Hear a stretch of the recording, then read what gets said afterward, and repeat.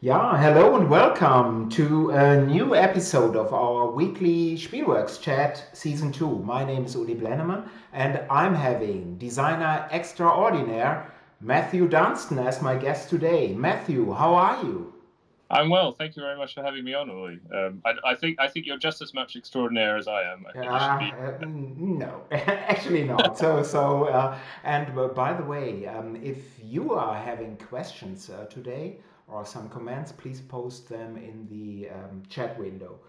And Matthew then has to answer all of them. And by the way, congrats for your successful Kickstarter campaign via Grail Games.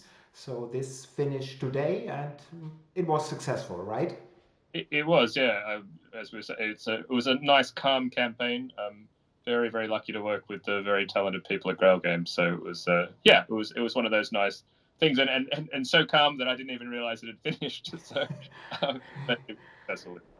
Yeah, but it's always good if you as a designer do not have to watch this too closely. If you can be a little bit relaxed, this is in my opinion at least much better than constantly see the numbers at quick Kickstarters. Are we making it? Aren't we making it? So this is definitely better.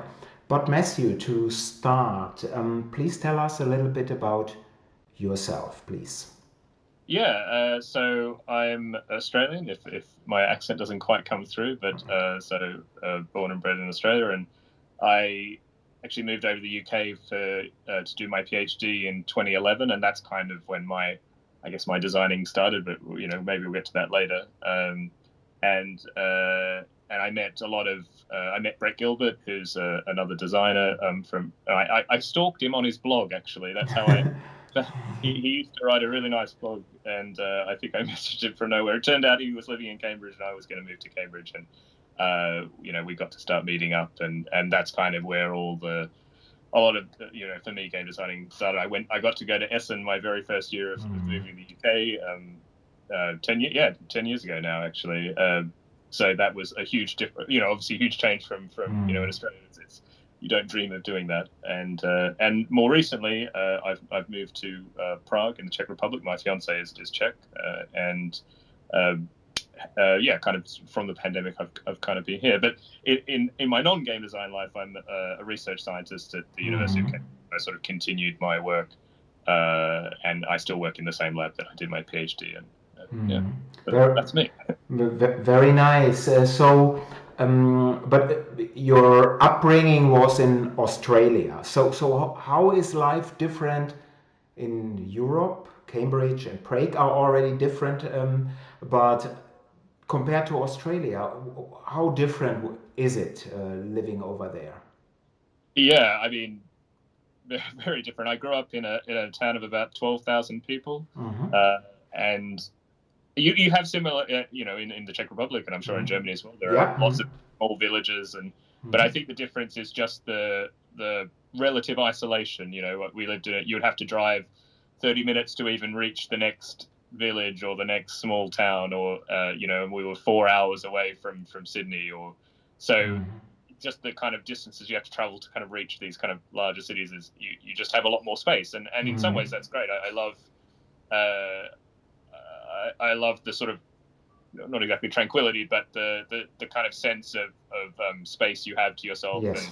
Mm-hmm. I love walking by myself in nature and finding that, and I think in Australia it's much easier to find that even in the big cities. In some ways, you can they're still not as dense as some of the places in Europe. So, and I think the other thing is there's a certainly I mean the weather I think helps. Comparing it to the UK, I think that it influences just your mood, and I think it influences the way people Yes. approach it. When weather's comfortable, you can be outside, you can enjoy that. I think that does sort of reflect somehow in how people live, or what their moods are. So no, I really really like it, and my hope is that I'll go back to Australia eventually, maybe quite soon actually. But of course, on the flip side, I guess on the board gaming side especially, Europe is kind of where you want to be if you want to go to these really big conventions, really with really different feelings. I love the fact that in a year you can go to Essen, you go to Cannes, Yeah. UK Games Expo, and they're all different. They obviously share a lot of things, but they again reflect kind of the countries and that kind of diversity. I mean, yeah, as an Australian, you can't ever imagine like walking across a border, for example. Yeah. That is something very foreign. I remember I got on a train from Copenhagen to Sweden one day. I studied for 6 months in Copenhagen, and that was the first time I got off a train. I got on a train in the morning. 1 hour later, got off, and my money didn't work anymore. And that's the moment where you go, "Oh, okay, yeah, I'm in a different country." So yeah, we're not Australians aren't programmed into that, I guess. So yeah, but I've been very fortunate. So they're all very nice places to live. Very, very good. Yeah, but I think your comment is very true. So even now in Europe, and I'm living just by car 30 minutes far from the Dutch border here, and of course it's not in the EU. It's not a real border. So I simply cross, and that's what it is. But I know immediately, and not by the other language, that I'm in a different country. It's still a kind of different culture. We are coming close together, but you feel the difference, and this is interesting, and I kind of like it actually. So this is absolutely true. And by the way, hello Steve, good seeing you. And I will briefly post Matthew's BGG as a URL, so you can see his games over there if you want to follow up what Matthew has done in gaming. But we are getting to this. But did you start gaming already in Australia? Or did this actually start over here in Europe? No. I started in Australia. Actually, my family loved playing cards, but sort of traditional card games. My grandmother actually, she died when I was about 10 or 11. But one of my memories with her was playing euchre, and there's a card game called 500, which is sort of a modified 4-player version of euchre, which oddly enough, even though it was invented in America, is the national card game of Australia. Actually, I didn't know this until I moved away from Australia, and I realized that nobody else knew this card game. But it would just be the thing you would play everywhere. We'd play if we were playing tennis in the sets. The breaks between matches, we'd play 500, and so I think that was always something sort of embedded, especially in my family. I had an aunt who taught me chess very early on, and I very much enjoyed playing chess and Scrabble and all these kind of traditional games. And I played I played Settlers of Catan reasonably early on. I guess I don't know. It must not have been that far past 95 when it kind of went over to places. So I had that kind of I guess grounding in some more modern games as well. And I kind of got back into gaming around 2010, I guess, really like exploring things, and then I moved in 2011, and then it just it kind of expanded and accelerated from that. But very quickly, I don't know if I was probably like a gamer, not gamer, but I was playing games for about a year before I started designing, so it wasn't actually that long before I sort of felt like making games, strangely enough. But of course, I still play today. But this is interesting that you seriously get into gaming back, and then a year later you're already designing games. So the design bug must be inside of you always probably.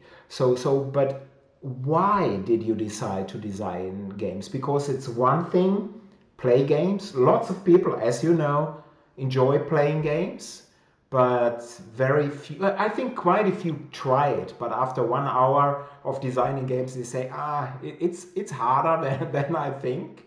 But why did you try to design games and then design games? Yeah, it's strange because I don't have this memory. As a kid, I didn't make up games. This wasn't something that is sort of. I remember actually telling my fiance, we were still together back then, and I think I said, I'm going to design a game, and this was a year before I even moved. And I don't know. I think I've always been interested in the background of things. I think as a scientist, I enjoy working out how systems work, looking like what's the cause and effect, what's going on sort of behind the veil, like Wizard of Oz, what's behind the curtain kind of thing.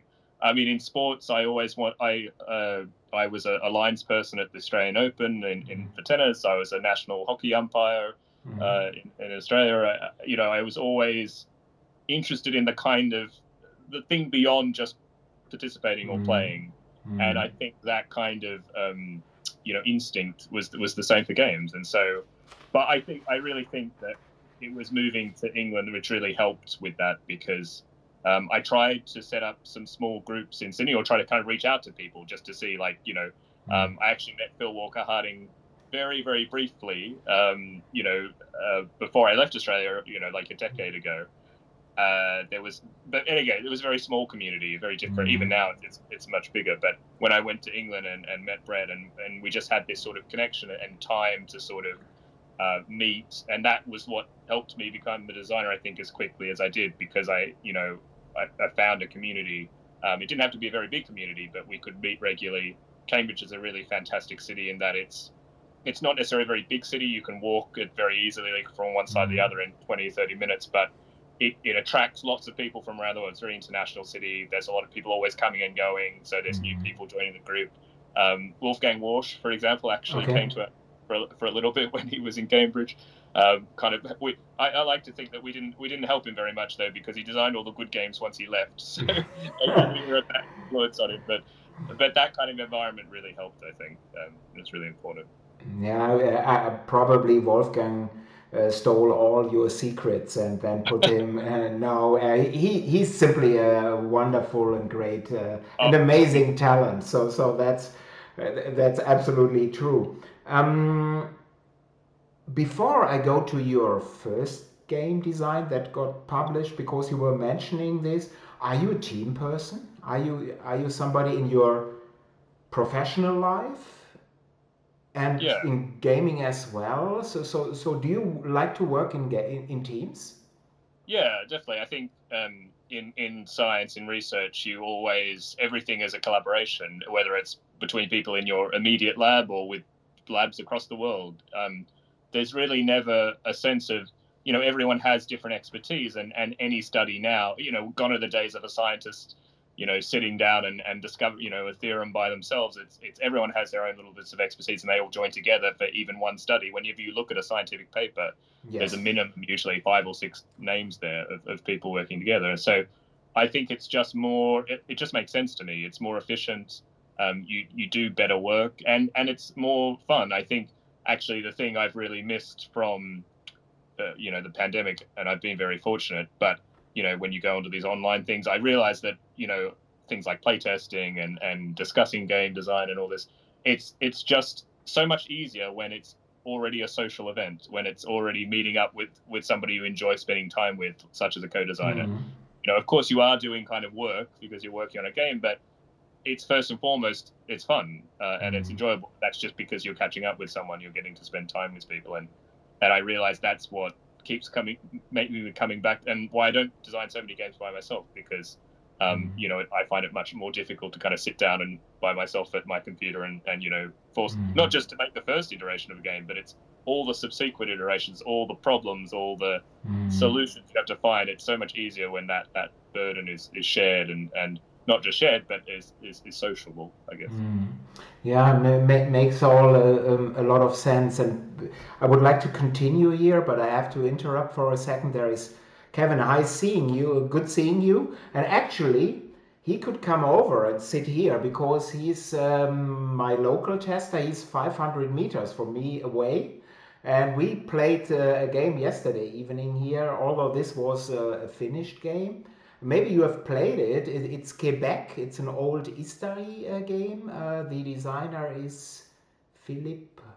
My French is non-existing. Baudouin, and it's co-designed. And I've never played it. Actually, I've hardly heard anything about the game. But this game was really good, really good. So about the Canadian city of Quebec, although it's very abstract, but it has a great scoring system. So, and there is Daniel. So Daniel, of course, you are late again. So 20 minutes. So you can immediately go back into your dark corner.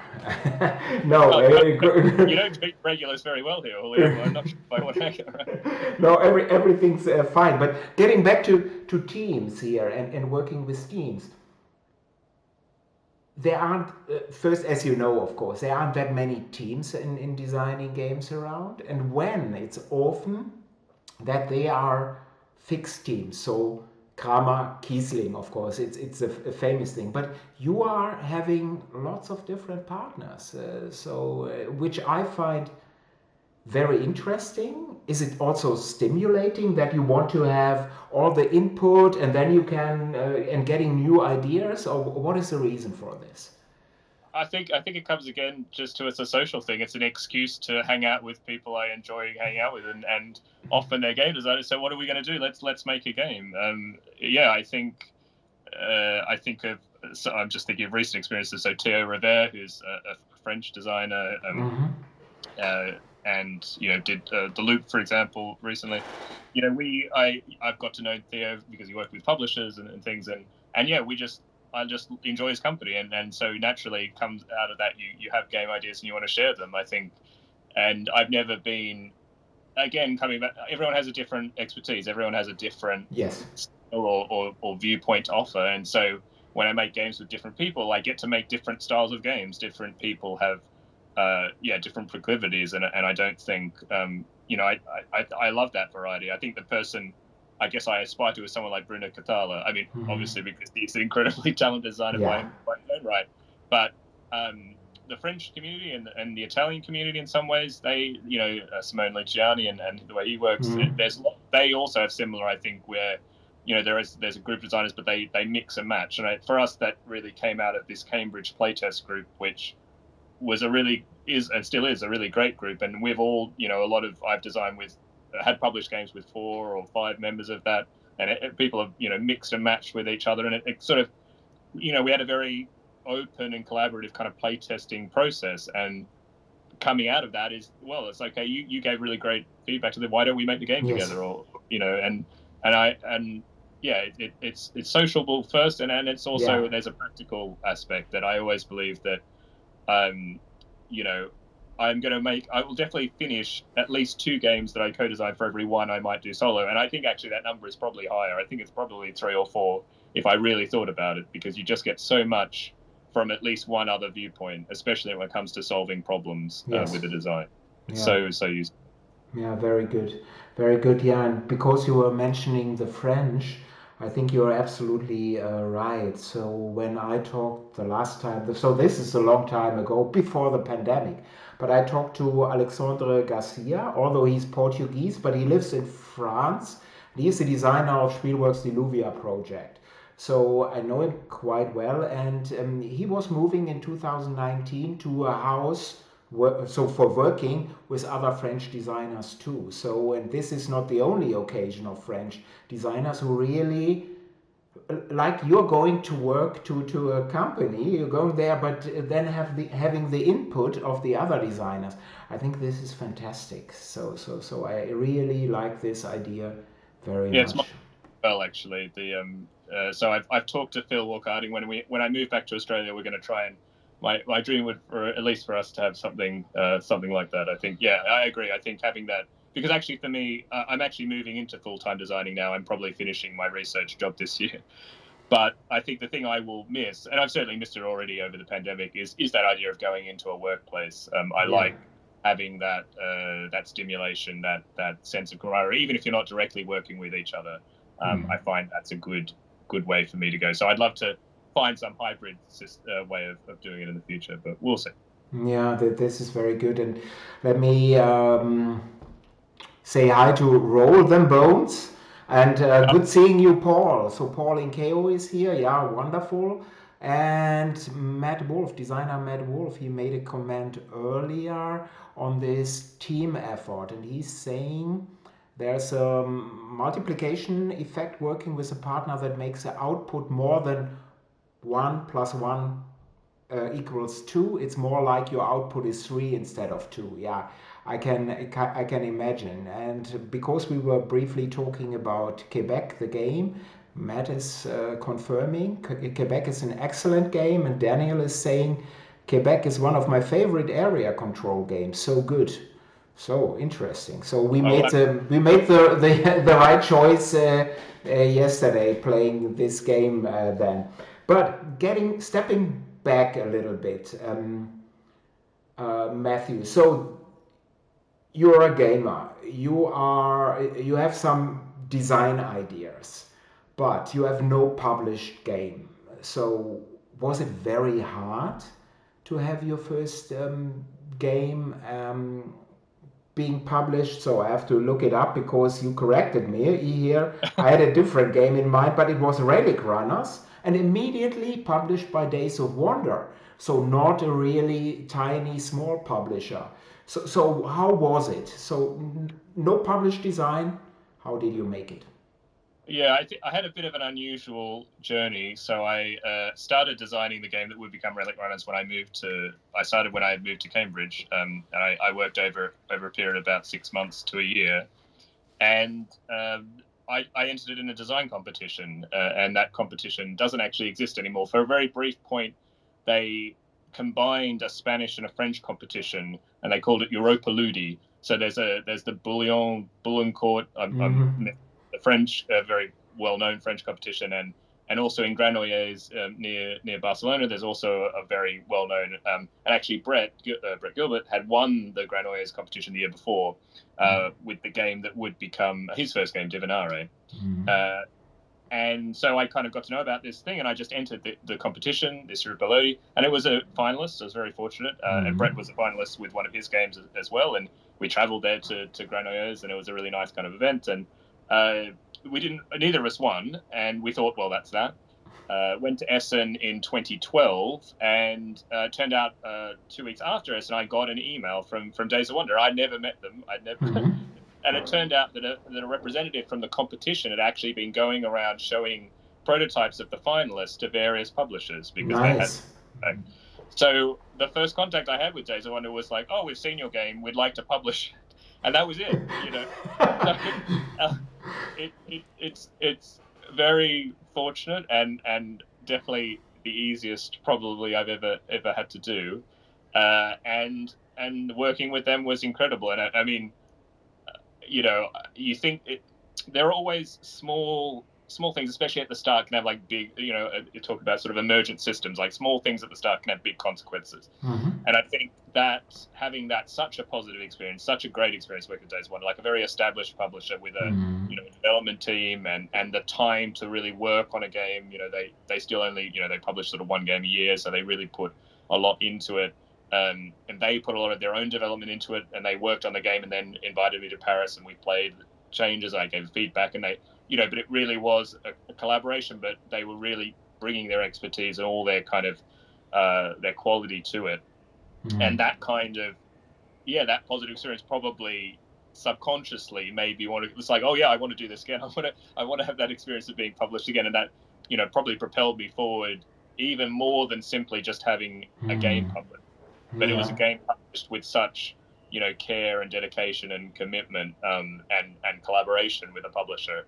And, I'd be lying if I said that, it doesn't always happen like that. It's not, that relationship is not always like that. So I was definitely very, very spoiled. Actually, when I think back of it, I really was, so my second game was with AEG, another fantastic company. And the third game was with Space Cowboys. And this was before they were Space Cowboys. Again, a very fortunate thing because Brett's first game was with Asmodee Divinare, and that was with Croc and Philippe, who then went off and Space Cowboys. So when they did that, they knew Brett, so they're like, "Oh, do you have anything to show us?" Even though we're not actually a publisher yet, Splendor hadn't come out, and so we showed them a game, and that would become Elysium. So having that kind of, I couldn't have planned it better, really, but it wasn't by intent. It was just fortunate. And again, like being in Europe, having the chance to go to Essen and meet with publishers in a sort of a regular time, I think we got very used to having regular meetings. I saw, Wolfgang Lüdke on your show, and, we've been meeting with Wolfgang pretty much as long as 9 years or something. We've been meeting him here, and that being able to kind of develop those relationships is such a huge privilege. To be able to be able to go to the shows and be able to travel and things. Not many designers really get to do that, and I think that's put me in good stead, certainly. Yeah, and let us really restate, Wolfgang is a wonderful, caring person. So this is really great company. But Relic Runners also was, if I'm not mistaken, already nominated as best family type game at the Golden Geek Award. So you immediately also made some splash with this game, and it has beautiful components at the same time as well. So that was also a great introduction to the business. So very nice. And Matt, designer Matt, is saying, wow, must be nice to have a publisher chase you instead of you chasing a publisher. Yeah, I guess so. That's true. Daniel is saying, yeah, that's a dream. Yeah, right. And I have to briefly say hello, Chris. Great seeing you. And we chatted a little bit today, and Chris is unfortunately not coming to Essen from the UK, which I can perfectly understand. In these days, it's very difficult to plan these events, and it is what it is. But Matthew, you're not only working. Of course, you're designing games alone, where you're the sole designer. You design team games. And by the way, I think if BGG isn't lying, so far you have 51 published games, which is amazing in this period of time. So basically 2013 to 2021. Although you also love to design serious games. So what is your love for serious games?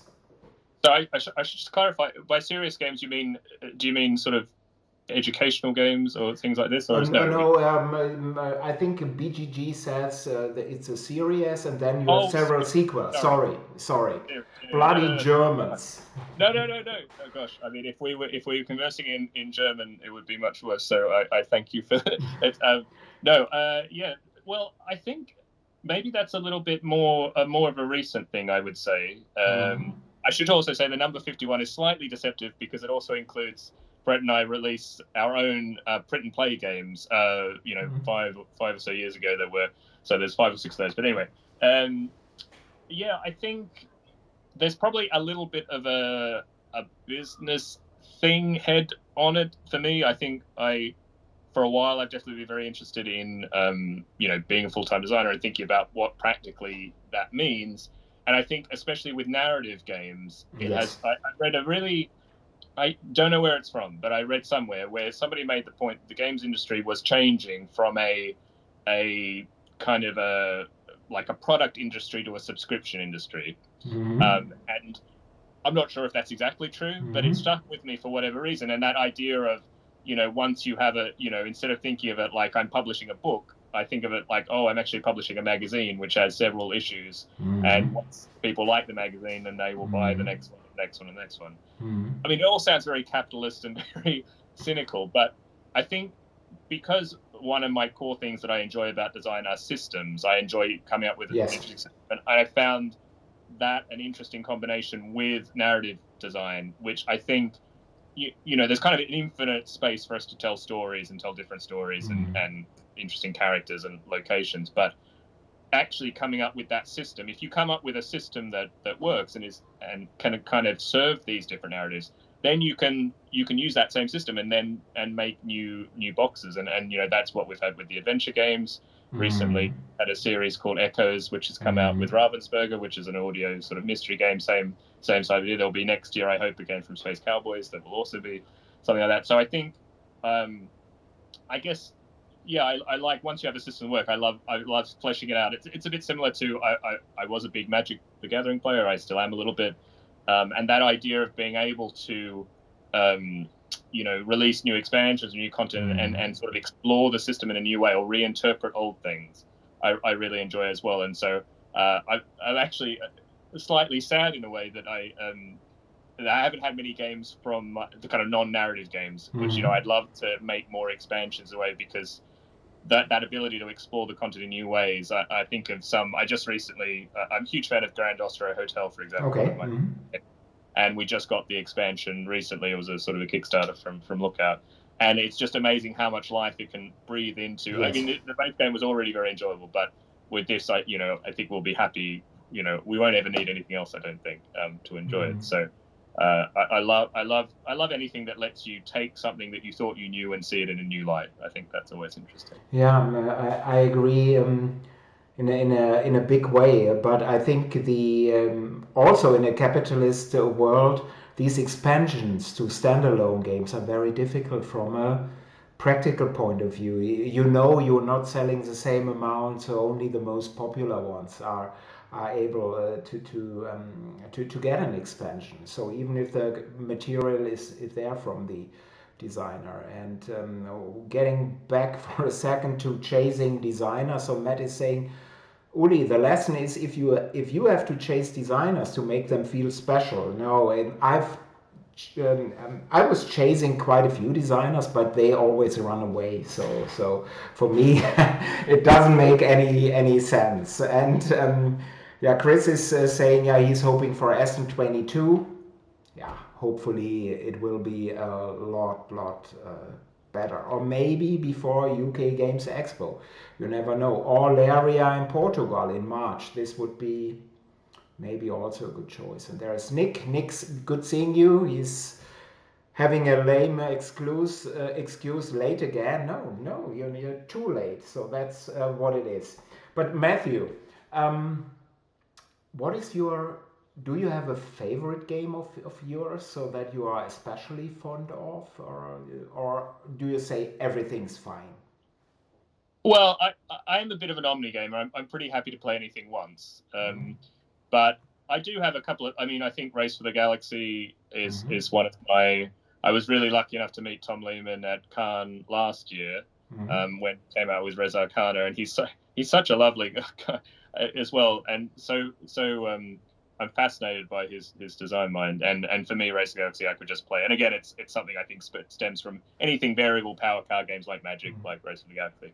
But on a sort of a slightly different note, a game that recently has got more love because of Shut Up and Sit Down. But I loved Hansa Teutonica from before it was cool. When it was, for me, it's the most elegant interactive Euro game, I think, in terms of how the blocking in that game works. I mean, I'm sure there's probably like a Rana Knizia game. I haven't played all of them. I'm sure there's a Rana Knizia game somewhere that also does something wonderful. But for me, it just is so. It's like exactly the type of interaction I in that game, in that type of game, and it's so rare to get it right, like exactly right. I thoroughly, and I think more generally, I like spatial. I call them sort of spatial Euros. So, Five Tribes, for example, I like a lot.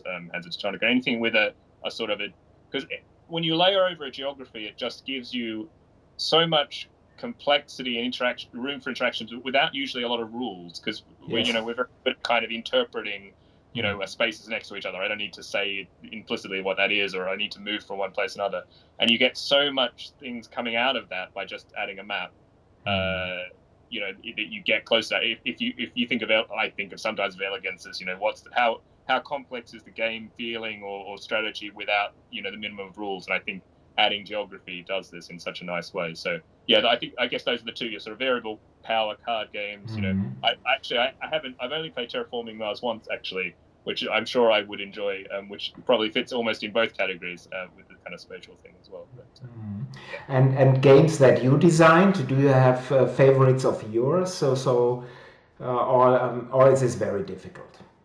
No, I mean they're for different audiences, and they're very different games. I think if I looked at something that matches what I love, something like Elysium or Monumental, they're both sort of variable power card games, and I think Elysium just benefited hugely also from Space Cowboys development. They made one really key change in how that game worked that just added it to the next level, and I think. I think I'm especially happy with those. But I think also equally so, I'm just happy with how the narrative games have worked out. I sort of see them as a group because you're always telling stories in a way. How do you make it interesting for people to make interesting choices? And I'm just glad that they've found an audience. It's always, I think maybe I got in just at the right time. I already was a little bit late to the party, maybe. You see a lot more of those style of games being released now. Yeah. But I'm really happy how they've turned out, especially actually recently Echoes. I think this game relies on an app and sound. It has a soundtrack and with professional voice acting. And actually looking back, that was another kind of just really lucky we would meet with Ravensburger for a long time, and actually we'd got to the point where we would meet with Ravensburger every year just to say hi, because we sort of knew what they were looking for and we knew we didn't have it. And I just for some reason thought, oh, maybe this could be interesting to them. So I decided, I think in the room, like at the time of the meeting, in the middle of the meeting, I was like, okay, I'll show them. I wasn't kind of premeditating it. And I don't think many publishers could do that kind of project just because of right. the investment. Yeah. But the effect of that and what you get at the end, I think for me, things like sound is such an underappreciated aspect of any experience. I'm not sure if you do have you done escape rooms, Uli? Are you much of a... I'm not a huge fan. I've done some games from Cosmos on this, but I'm not a person who goes into a real escape room. No. Sure. But I mean, regardless, I mean, it's or even films, you realize the kind of just adding sound just change. We connect emotionally with that, I think. Yes, absolutely. And it's such an underexplored space, and obviously there are technical challenges, but I think that we're going to see more and more of that, I'm sure, in board games in the future, to exploring that avenue. Yeah, I'm 100% certain. And there is also Tony Boydell there. So hello, Tony. We were talking about you right before the chat, Matthew and me. And Tony confirmed today also that he's not attending Essen. And yeah, same with Chris. I can totally understand your reasons. Unfortunately now for you, Tony, Matthew and I are drinking the whiskey I had reserved for you. So too bad. What can what can you do? It is what it is. And Tony's also saying I'm having a similar relationship with Spielworxx. I pitch all the time, but they never take anything.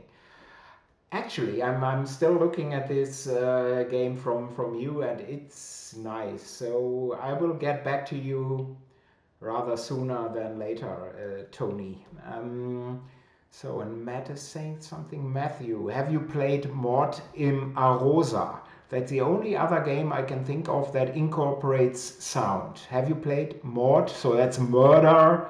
If there is a German edition at the Arosa, is that the one with the tower? There's like a tower in the center of and there are like meatballs in the tower or something. I have some vague memory, but I don't know the game well. Basically, I need to look it up. I think I will look it up. But it's that one. Matthew is saying that yes, that's the one. Yeah. Okay, I've seen it played. I haven't actually played it myself, but yeah, there's I mean, and there was another sound. Yeah, there's definitely been a few games where you've had to kind of listen to things in a cup or something and try and work out what might be in there. And because I think in the tower thing, you have to try and work out which level the meatballs are on by kind of. Yes, I think so. I think so. But I only played it also once, so I do not remember too well. Mm-hmm. And Daniel is saying, wasn't there one about shaking penguins or something with sound?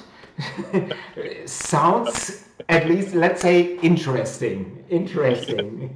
But Matthew, where do you see the tabletop gaming industry in 5 years? All games using sound, or what do you think?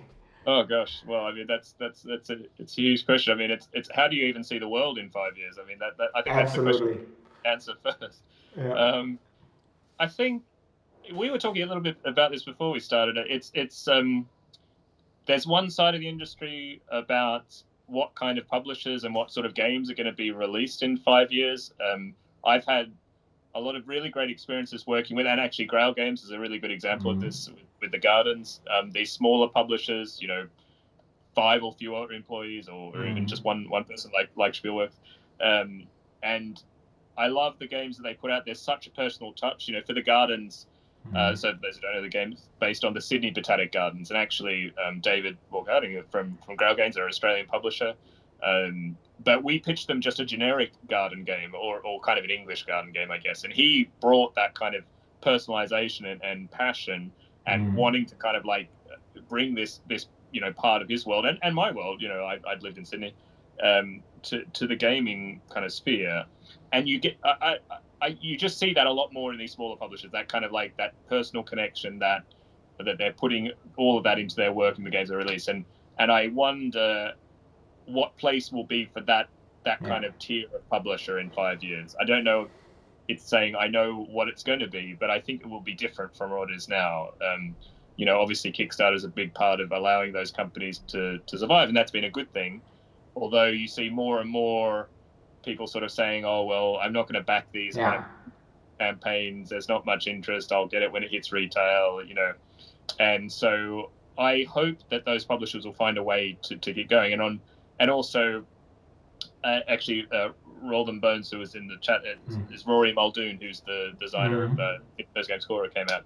We're thinking about a new thing. I'm also very interested in sort of print and play, kind of direct distribution games, things about how do you something much more indie, not even trying to make something physical. How can you get games into people's hands, and play with them, things that like roll and writes, which are a bit more simple, for example. So I think there'll be more space. I think there'll be a lot more experimentation with people, kind of like direct distribution, and even experimenting with what the form of that is, not just the typical publishing a box and sending it out. I think we already see a lot of experimentation in the tabletop role-playing space, Yes. and Yes.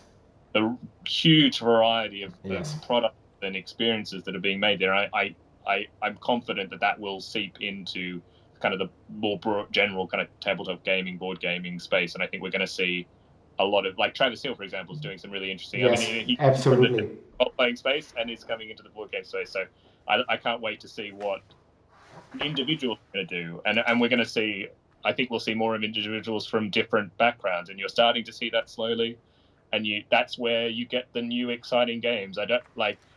I sometimes sheepishly think I wouldn't say I'm like part of the old guard or something, but I make games within an ecosystem that exists in a way, and I enjoy that, and I like making the games.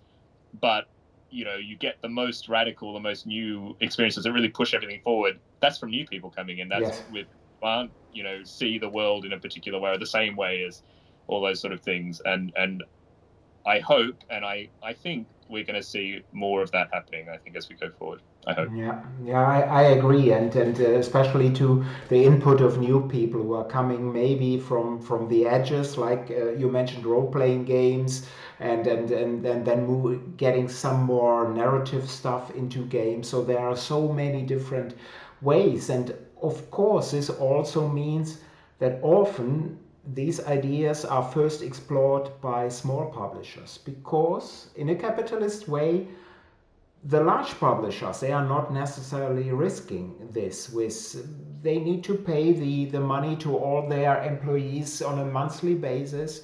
So but this is not gaming. This, look at Hollywood, look at the movies. It's better have the next Marvel, the fifth one, than trying something radically new. That this is how our system works. So I agree, and hopefully, yes, we'll constantly seeing new stuff coming out. Let me check here the chat.